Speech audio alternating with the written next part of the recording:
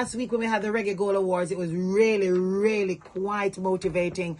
And let me tell you, I want to say big up to Minister Babsy Grange. It was fantastic. The Reggae Gold Awards, absolutely. I mean, we play these music and lots of these artists we don't ever meet. Lots of these people we don't ever see. And last week, the Reggae Gold Awards was just such a motivation. Such a motivation in terms of don't waste time. I'm going to tell you some people that I saw backstage. I'm going to tell you some of what took place backstage that you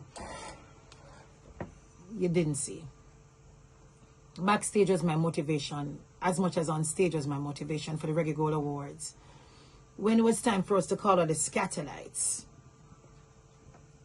my resolve to not waste time became even bigger.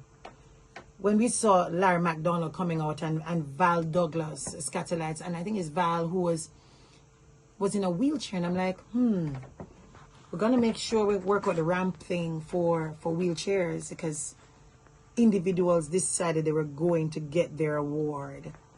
And they wheeled him to the edge of the stage. And then as the MC, I'm wondering, how are they going to get this Scatterlight member on stage? He got up out of that wheelchair.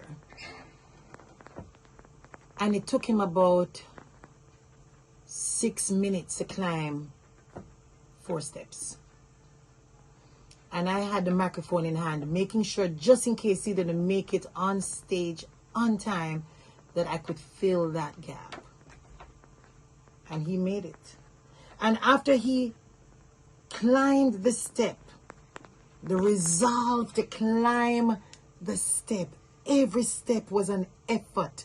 And he held on to the rail and he took 1 step at a time. When he got there, my question in my head was, okay, so how is he going to move from the top of the step to Minister Grange, who's waiting with the award? Somebody now moved up the step in 1 second to give him a walker. And he had his walker and he pushed himself for his medal. I cannot tell you how that inspired me and did something to me and my humanity and how I thought about how it all comes to this. You're young, you live, and then it comes to that. And then I saw another inspiration backstage, Richard Daly, the bass player for Third World. And Richard Daly, I know his sight is going, but I'm just wondering, how is Richard going to be playing with the Third World member, the Third World band? So they led Richard. Richard's son was there and led him on stage.